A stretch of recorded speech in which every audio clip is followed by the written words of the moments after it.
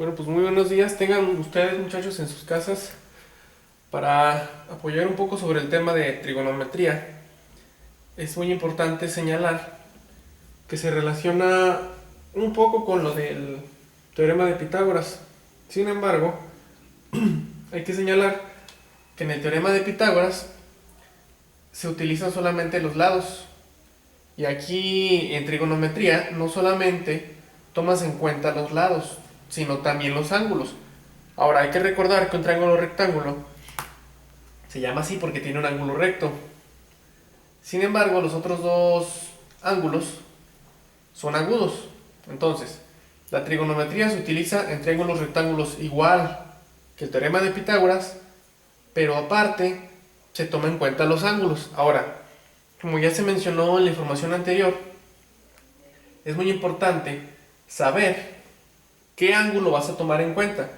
Aquí en trigonometría, el ángulo de 90 grados queda descartado para poder nombrar los catetos. Ahorita se los voy a explicar de qué manera va a ser.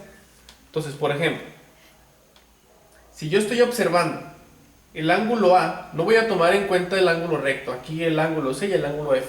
Si yo estoy observando el ángulo A, lo voy a marcar.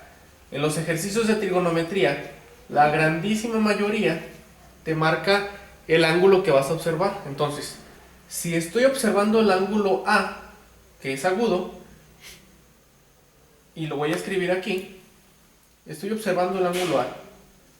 La hipotenusa ya sabemos que es el lado más largo y opuesto al ángulo de 90 grados.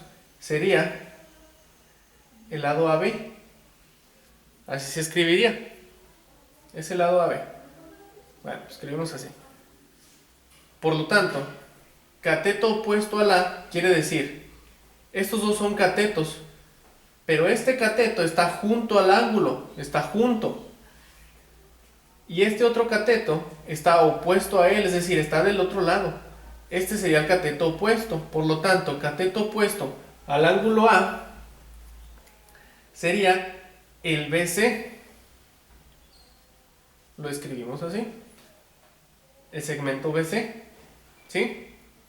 Y adyacente significa junto a o al lado.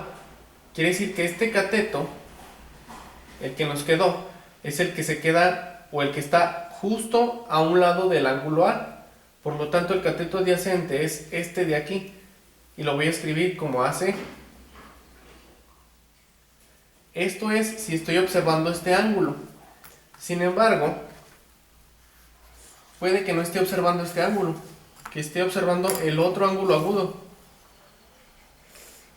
Y si hago esto, las cosas cambian. ¿De qué manera van a cambiar? Entonces, si estoy observando el ángulo B, la hipotenusa es la misma, AB. Pero ahora el cateto opuesto ya no es BC de este ángulo, porque ahora este cateto se encuentra junto al ángulo que estoy observando. Por lo tanto, el cateto que se encuentra junto a este ángulo sería ya el cateto adyacente y su cateto opuesto sería este otro. Por lo tanto, cateto opuesto de este ángulo sería AC. Hay que recordar que se escribe en orden alfabético. Y ya el ángulo, perdón, el cateto adyacente sería el BC, el que está aquí a un lado de él.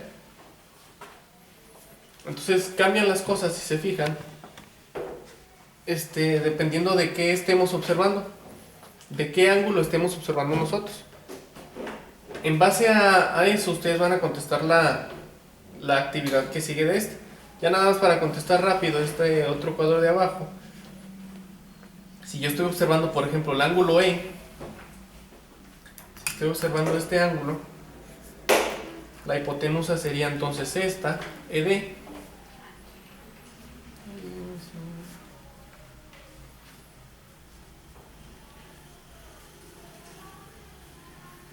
Y el cateto opuesto a este ángulo sería este de acá.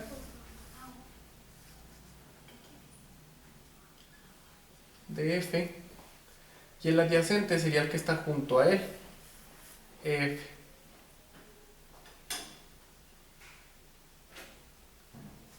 Pero si estoy observando el otro ángulo agudo, este ya no. Si estoy observando este otro ángulo agudo, ángulo D. Bueno, faltó aquí nada más marcar esto. Con esto se indican los ángulos. Hay que anotarlo para indicar que es un ángulo. La hipotenusa sigue siendo la misma, DE. Cateto opuesto, cambian las cosas, sería el EF. Cateto opuesto a este ángulo sería este otro. Y el adyacente sería el que esté junto a él, este cateto que está junto a él.